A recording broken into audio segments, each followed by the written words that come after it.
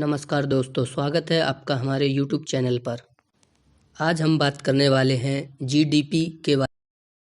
और जीडीपी के बारे में सबसे पहले किसने बताया था, इसका क्या मतलब होता है, इसे कैसे कैलकुलेट किया जाता है और भारत की जीडीपी को कोरोना से कितना नुकसान हुआ है।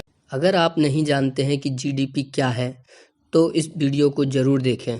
आप इस वर्ड को रोज़ टीवी या न्यूज़ में सुनते होंगे कि हमारे देश का जीडीपी इतना बढ़ गया है या फिर इतना कम हो गया। तब आपके मन में ये सवाल ज़रूर आता होगा कि जीडीपी होती क्या है। अगर आप नहीं जानते हैं कि जीडीपी क्या है तो इस वीडियो को ज़रूर। जीडीपी का सबसे पहले इस्तेमाल अमेरिका के अर्थशास्त्री साइमन ने 1935 से 1944 के दौरान अमेरिका की अर्थव्यवस्था को नापने में किया। जीडीपी किसी भी देश की अर्थव्यवस्था को मापने का पैमाना है। आपको बता दें, जीडीपी का मतलब होता है ग्रॉस डोमेस्टिक प्रोडक्ट, यानी कि सकल घरेलू उत्पाद।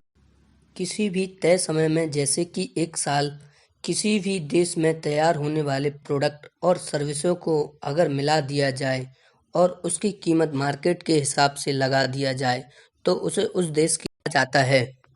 जीडीपी को दो तरह से प्रस्तुत किया जाता है। Number 1 constant price, number 2 present price. GDP को अर्थव्यवस्था का सूचक भी कहा जाता है क्योंकि इससे मार्केट में होने वाली कार्य की गति का पता चलता है। मुख्य रूप से 3 चीज़ों पर बेस्ड होती है। Number 1 agriculture, number 2 industry, number 3 service. और इन तीनों फील्ड में उत्पादन बढ़ने या घटने पर बात करते हैं जीडीपी को कैसे मापा जाता है। तो जीडीपी को मापने का फॉर्मूला होता है C+I+G+X-M। C का मतलब होता है कस्टमर एक्सपेंडिचर, I का मतलब होता है इंडस्ट्रीज एक्सपेंडिचर, G का मतलब होता है गवर्नमेंट एक्सपेंडिचर, X का मतलब होता है एक्सपोर्ट, I का मतलब होता है इंपोर्ट। जीडीपी में केवल डोमेस्टिक वस्तुओं को ही जोड़ा जाता है, मतलब जो चीज़ें हमारे देश में बनी होती हैं। मतलब मान लो कोई चीज़ भारत में बनती है और बाहर बिकती है तो उसे जीडीपी में काउंट किया जाएगा। और अगर कोई चीज़ दूसरे देश में बनती है और भारत में बिकती है तो उसे जीडीपी में काउंट नहीं किया जाएगा।